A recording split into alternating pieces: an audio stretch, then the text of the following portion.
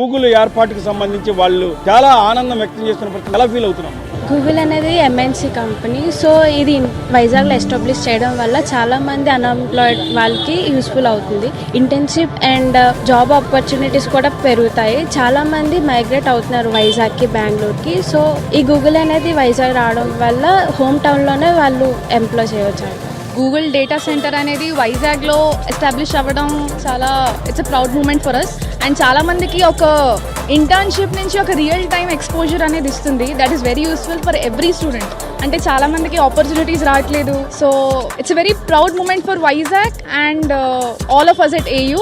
And also ఇలాంటి ఒకటి Google data centre వైజాగ్లో రావడం it's very helpful to every student.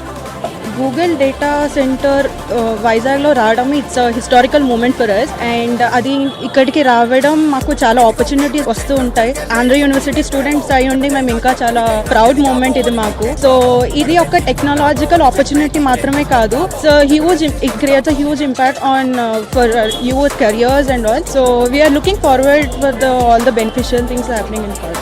1,82,200 ఉద్యోగ కల్పన ఓన్లీ గూగుల్ ద్వారా వస్తుంది. గూగుల్ అనుబంధ సంస్థల ద్వారా సుమారు 5 లక్షల ఉద్యోగాలు 5 సంవత్సరాల్లో తప్పకుండా మనకు కేటాయింపు అనేది జరుగుతుంది. ఎప్పుడు ఎరగనటువంటి గొప్ప గేమ్ చేంజర్ గా విశాఖ మారబోతుంది. చంద్రబాబు నాయుడు గారిని, లోకేష్ గారిని స్వాగతించి వాళ్ళకి ఓట్లేసి గెలిపించినందుకు తొలి సంతకం డిఎస్సి మీద పెట్టారు.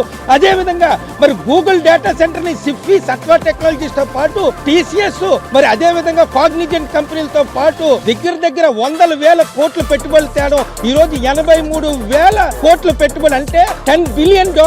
ఈ రోజు ఇక్కడ ఒక పెట్టుబడి ఓన్లీ గూగుల్ ద్వారా వస్తుంది. We are very happy for bringing here Google.